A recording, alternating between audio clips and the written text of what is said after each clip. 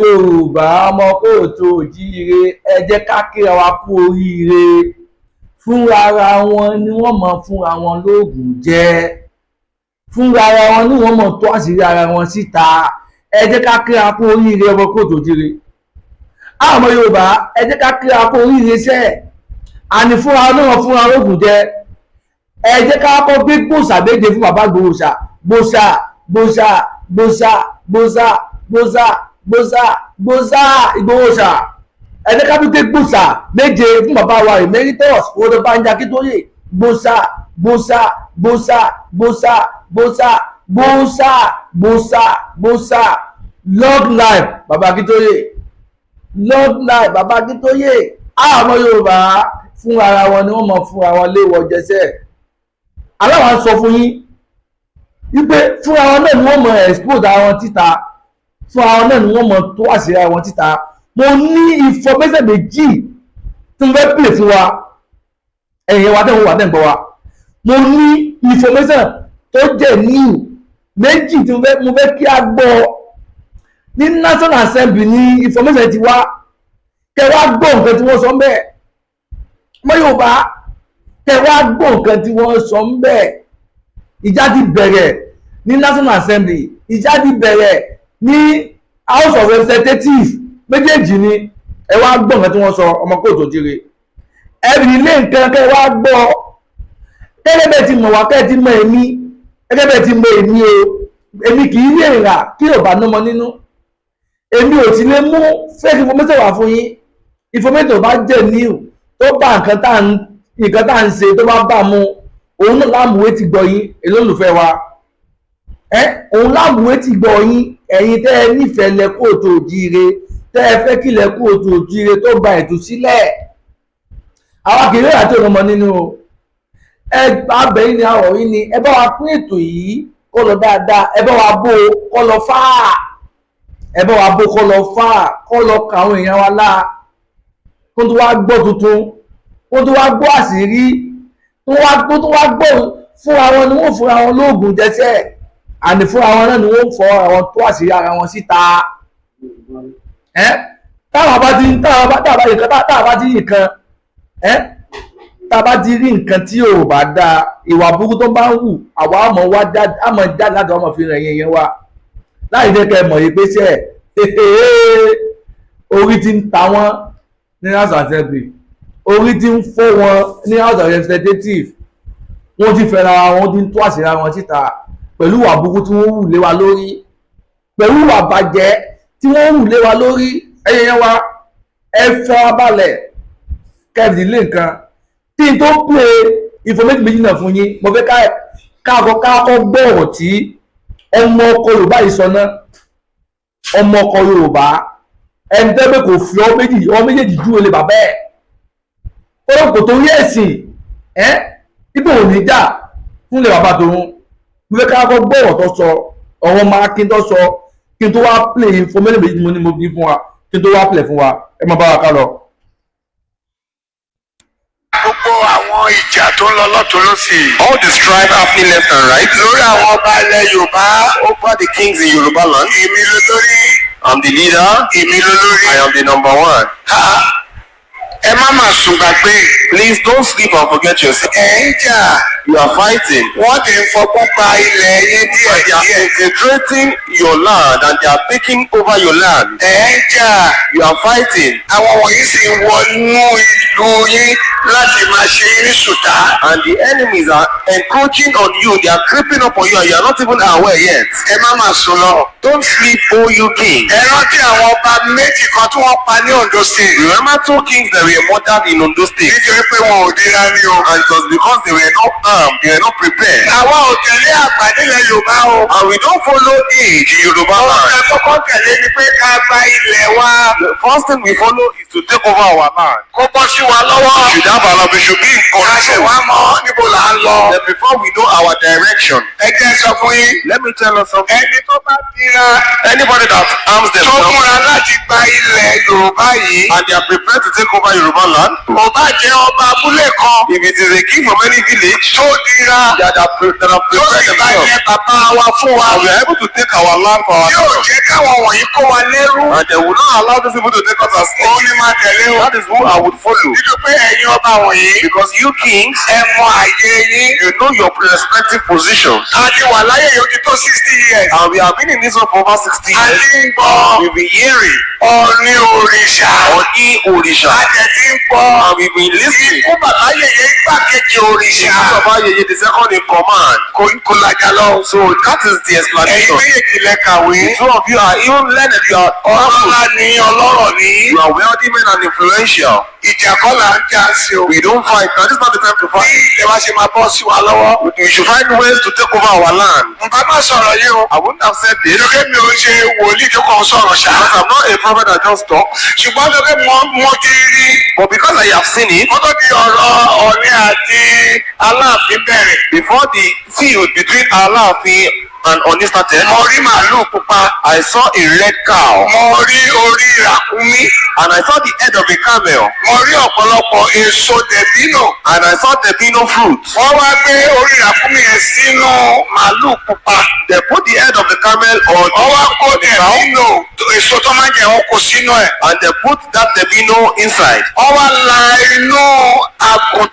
Then they cut open the sheep and put it in the cow. Then they sold it. Then I started burying it everywhere.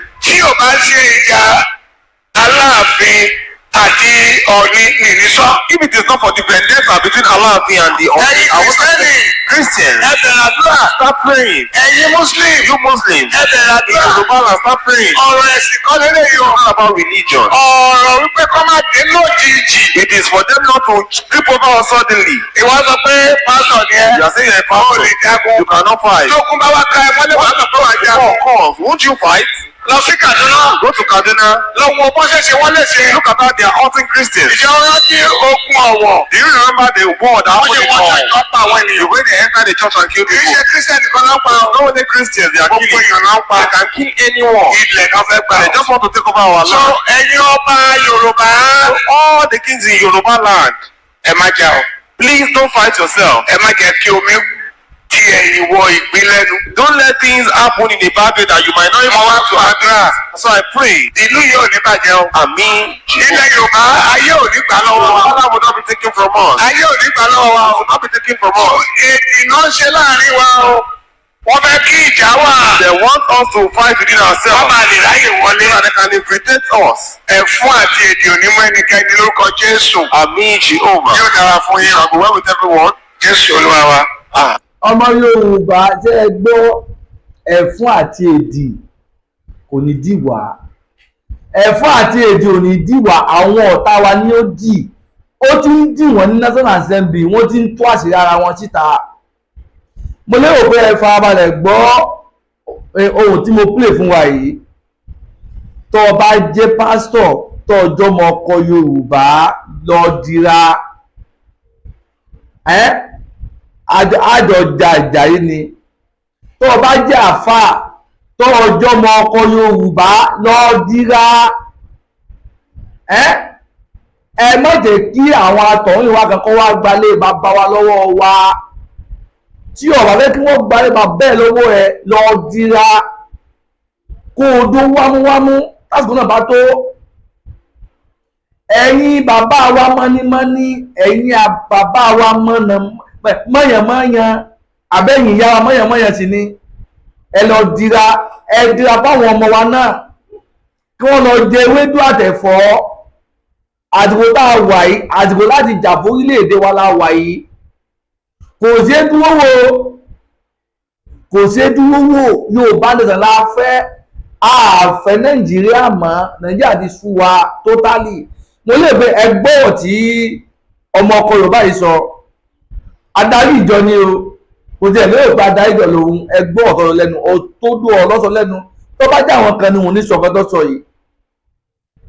ojú mọ̀ tì wọ́n láti sọ abẹ́ẹ̀rí nítorí mọ̀ pé ọmọ ọkọ yàtọ̀ sọ máa lè nìyẹn ọmọ ọkọ ó yàtọ̀ sọ máa lè tó máa kọ́ bá ọmọ ọkọ bẹ́ẹ̀ sọ̀rọ̀ kò ní dídú àti sọ̀rọ̀ pé kò ní lájú rẹ̀ lẹ̀ títà lùbọ̀ wá kù wọ́ ọmọ ọkọ ni bàbá yìí mo gbé kùsà fún ó kú ọmọ akínṣe gbogbo ẹ̀yin tẹ́ ẹ bá jẹ́ pásítọ̀ àbẹ́ jẹ́ wòlíì tẹ́ ẹ bá jẹ́ ọmọ ọkọ ẹ sọ̀rọ̀ síta ẹ lọ dira ẹ má jẹ́ kí wọ́n gba bàbá yín lọ́wọ́ yín o ẹ má jẹ́ kí ẹ̀sìn àtọ̀hún ìwá kan kọ́tọ̀ yìí káwọn kan wá gbalẹ̀ bàbá yín lọ́wọ́ yín o tí wọ́n bá gbalẹ̀ Yorùbá lọ́wọ́ yín wọn ò lè gbáyìn láàyè ní Ísírẹ́lì o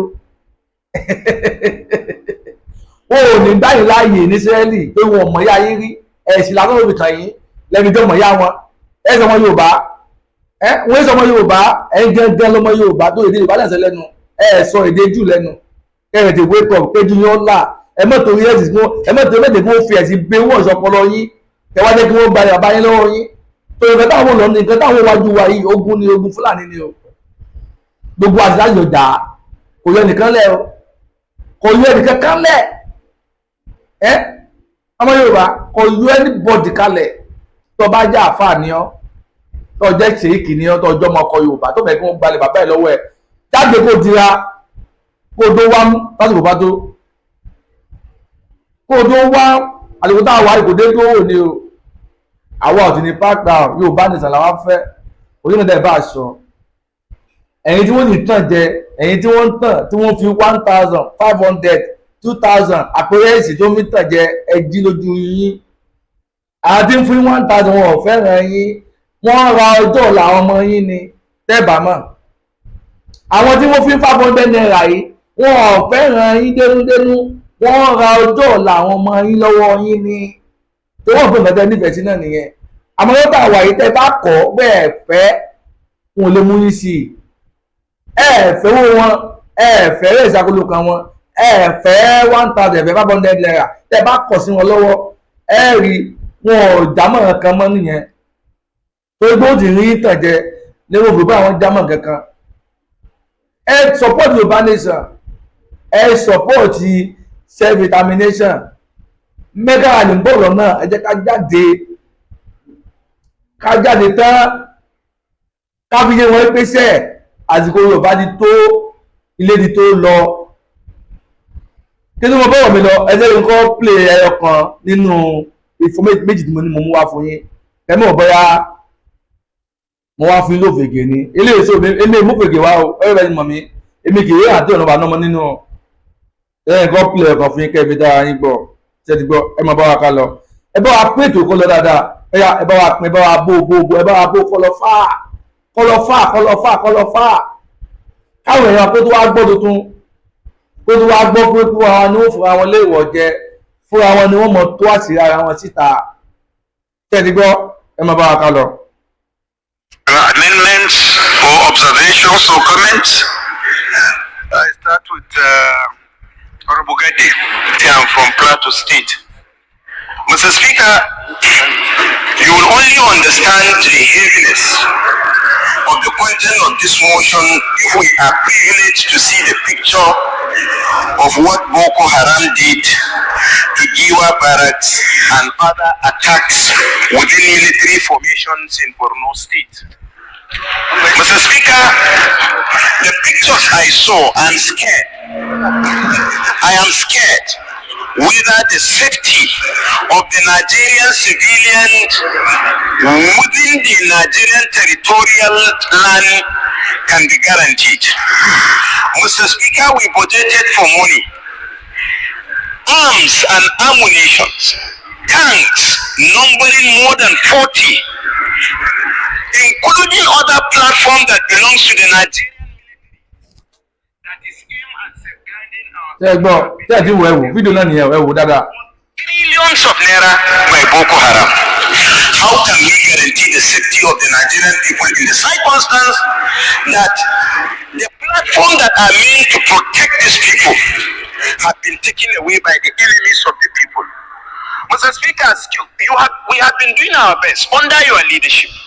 The National Assembly have been speaking on issues of insecurity. But Mr. Speaker, actions by departments of government must be taken. Mr. President must hold Nigerian military strategic commandants and other head of security agencies accountable for negligence of their responsibility. In as much as we appreciate, Mr. Speaker, the security agencies for putting their life at the front line to protect Nigerians, to make sure Nigerians sleep, we must hold somebody accountable that taxpayers' money used to buy guns, used to buy other platform for Nigerian military to fight, will be compromised and be donated like a form of free of charge to the enemies of this country. Mr. Speaker, this is unacceptable. I want to say again and again, Nigerians are being killed on daily basis from the north to the south, to the west, to the east, and we are here for Nigerians. Mr. Speaker, government must do the needful. The everyday resolution that we pass is not enough. Mr. Speaker, if it means facing agencies of government as a National Assembly to ensure that publicly we bring them to account for their responsibility and to account for their negligence of responsibility, we have to do that. Mr. Speaker, I will send you intelligence of the picture of the arms and ammunitions of the platforms that have been taken away by Boko Haram in Maiduguri. And when the leaders, when the governor is crying, other representatives of government are first to issue statement undermining the supremacy of the chief security officer of the state, who knows what is happening in his state, who is crying, and someone within the comfort of his zone will say that the governor is raising an unnecessary alarm, whereas Nigerians are killing. This is unacceptable. Mr. Speaker, we must stand up and find a way of bringing this issue of insecurity to order. Otherwise, you and I is not safe. No matter how Nigeria respect us, we are moving to a level that Nigerians will fight us the way they fight criminals and the way they fight Boko Haram. Until the right thing is done by us here, until we speak for the Nigerian people, until we draw line, until we tell government what we are supposed to tell government, and until government respond by action, not by media statement or press statement. Do not hope, Mr. Speaker, that any member of the National Assembly is safe to move, not by bandit, not by Boko Haram, by the people that elected you and I. Time will come, if action is not taken, that Nigerians will take their destinies in their own hands. Thank you, Mr. Speaker, for giving me the opportunity to. Yorùbá, mo lérò pé ẹ gbọ́ ṣé ẹ gbọ́ ogun ọ̀tọ̀ sọ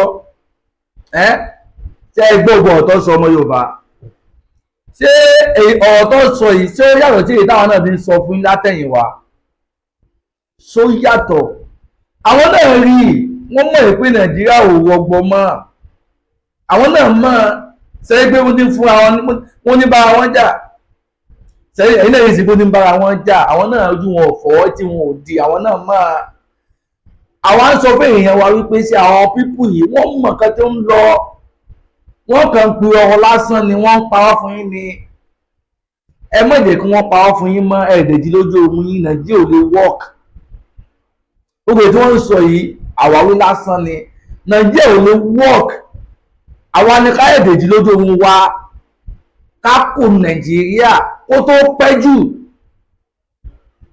ẹ jẹ́ ká kù Nàìjíríà kó tó pẹ́ jù ẹ jẹ́ ká gbọ́ ọ̀tí bàbá wa emeritus ọ̀jọ̀gbọ́n Professor Banji Akíntóyè kọ́lọ́ba àlọ́ rẹ̀ ní wọn ẹ jẹ́ ká gbọ́ nǹkan tí wọ́n ń sọ lórí self determination ẹ má jẹ́ ká gbọ́ àwọn pípù yìí mọ́ àwọn pípù wọn ti pa ọ́ fún wa ẹ wú àdójó tó ní pa ọ́ fún wa tó ní pa ọ́ fún wa bọ̀ ẹ wú àdójó tó ní pa ọ́ fún wa bọ̀ ṣé wọ́n tí wọ́n ń pa fún wa gbogbo ọ̀rọ̀ àdéhùn tí wọ́n fún wa tí wọ́n sọ fún wa ṣé wọ́n sì kẹ̀ àwọn lè ń pa ọ́ fún wa ni wọ́n mọ̀ nǹkan tó ń lọ àwọn náà mọ̀ pé Nàìjíríà ọ̀rọ̀ gbọ́ mọ́ àwọn náà mọ̀ bàbá wa emeritus Banji Akíntóyè àwọn nìkan ni wọ́n fẹ́ òmìnira fún wa ọ̀rọ̀ tí wọ́n bá ń sọ fún wa ẹ jẹ́ ká tẹ̀lé. Àwọn náà mọ̀ pé ìnira ti pọ̀ jù Nàìjíríà fáwọn ọmọ Yorùbá. Ìnira ti pọ̀ jù nínú Nàìjíríà fáwọn ọmọ kóòtù òjíire ló fi sọ pé dandan lá àwọn ò lè lójú ayé táwọn o iṣẹ́ tí bàbá Awólọ́wọ̀ ṣe táwọn ìjọba Nàìjíríà bàjẹ́ àwọn ní láti padà gbé iṣẹ́ náà sókè. Ọ̀nà tí wọ́n lè gbé padà sókè ní wípé kí àwọn ọmọ kóòtù òjíire ká kò lábẹ́ Nàìjíríà ká lọ dá dúró ká máa dá ìjọba tiwa gangan ṣe fúnra wa. Ìgbà náà ni iṣẹ́ tí bàbá Awólọ́wọ̀ kọ́nà bọ̀ òun kẹwọn tí wọ́n ṣe ìgbà náà ni iṣẹ́ yóò tó dìde padà nílẹ̀ Yorùbá ìyẹn tá a bá dá dúró. Ìfọwọ́sà ọkọ ní ìfọwọ́sà méjì ni mo fẹ́ play fún wa, ẹyọ kan ni mo ti play fún wa tá a fi ti gbọ́ yẹn.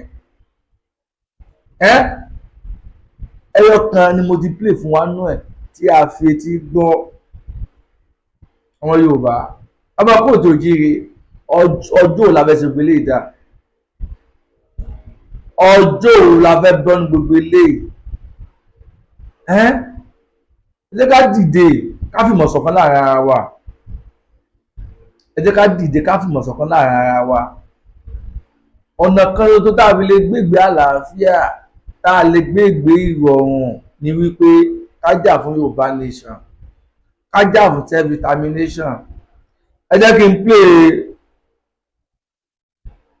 information kejì fún wa ká fi kásẹ̀ tó ńlẹ̀ ṣe ti gbọ́. Ẹ jẹ́ kí n play fún wa, ẹ mọ bá a ká lọ. Ẹ ṣe gan ni gbogbo ẹgbẹ́ ìwé mi tẹ́ ẹ̀ ń gbọ́ mi, ẹ bá mi pín ètò náà kọ́ lọ dáadáa. Ẹ dì mọ́ gbàgbé láti bá mi subscribe tó YouTube channel mi BMI TV show ló kọ YouTube channel mi ṣe ti gbọ́. Ẹ má gbàgbé ẹ bá mi subscribe torí ẹ̀ ẹ lè fẹ́ràn sí mi, ẹ lè fẹ́ràn sí mi o, ẹ lè bá mi subscribe torí ẹ̀ o ṣe ti gbọ́.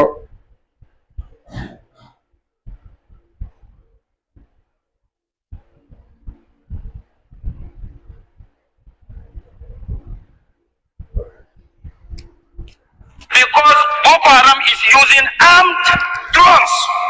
Let it be on record.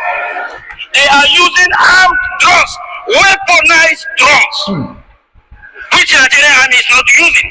In other words, they are more sophisticated and advanced than the Nigerian army. Lastly, I lost people in Wajiroko. We lost people in Wajiroko as a result of Boko Haram insurgents. This is the view I can give you, just a tip of an iceberg as far as my constituency is concerned. I observe one thing. Boko Haram is fast coming back worse than what we had in the past. Take it or leave it. Boko Haram, ISWAP, or whatever name you call them, they are coming back. Let us do something serious in order not to go back to our days when 22 local governments out of 27 local governments of Borno were occupied by Boko Haram. Secondly, Mr. Speaker, honorable members, we should be complacent. Rome used to be the greatest empire on the world, but it was destroyed by the complacency of the Romans because of their inability to take things serious to deal with their enemies. So as I'm speaking to you, personnel, there are no Nigerian army personnel. They don't have enough personnel to face these boys. That is the truth. They are committed. They are very strong in their own stand, but unfortunately they don't have enough personnel and equipment to face the Boko Haram. I have seen it. Nobody reported it to me because I went to my constituency on Saturday and came back on Sunday. So, Mr. Speaker, honorable members, we shouldn't be complacent with this. I align with Honorable Gatti by saying that we should do our own needful by doing the proper oversight of money expended, because between 2015 to 2019, Nigerian government spent 19.something trillion naira on security issues. I have the report with me. Ọmọ Yorùbá eléyìí ni a ní kí a tún mú wá fún yín àṣírí tó tún tú sí wa lọ́wọ́ wọn ní ká mú wa fún ilé lẹ́yìn ìjà tó ṣẹlẹ̀ ní National Assembly lórí àwọn Boko Haram àwọn bandits àwọn kidnapper yìí òun ni a ní ká mú wá etí ìgbọ̀ yín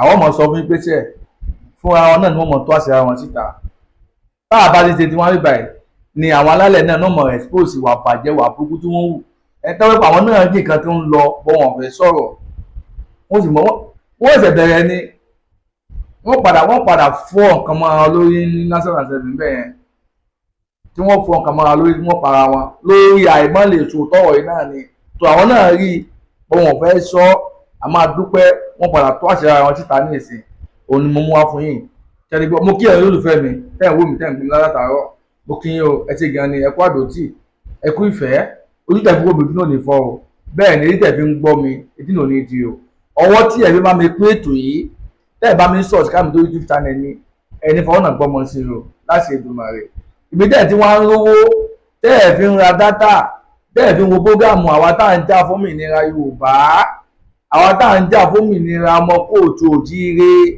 àgbà náà ò ní wọbẹ o àgbà náà ò ní wọbẹ o láti Èdùmàrè torí pé àbùdí ń tolókun bẹ́ẹ̀ sì ni àbùdí ń tọlọ́sà àpò sàṣàmù wá kì í gbẹ àgbò ò ní gbẹ sówó àgbò ò ní gbẹ sówó ọmọ wẹrẹ ní aládì ilé yóò ní gbẹ fọmọ lágbára lọ́wọ́ Ọlọ́run ọba Elédùmarè ṣẹdígbọ àwa lámọ wá bẹ́ẹ̀ náà sì ni ẹ̀yin náà lámọ dé bá akínyìn o ẹ kú ìfaradà ẹ sì kú ìfẹ́ ẹ kú ìfọmọnìyàn ṣe Elédùmarè yóò gba ohun tá a fẹ́ yóò jẹ́ kó rí bẹ́ẹ̀ fún wa láti Èdùmàrè àní jù báyìí lọ ẹ ṣé gan ni orílẹ̀-èdè Yorùbá ní kíákíá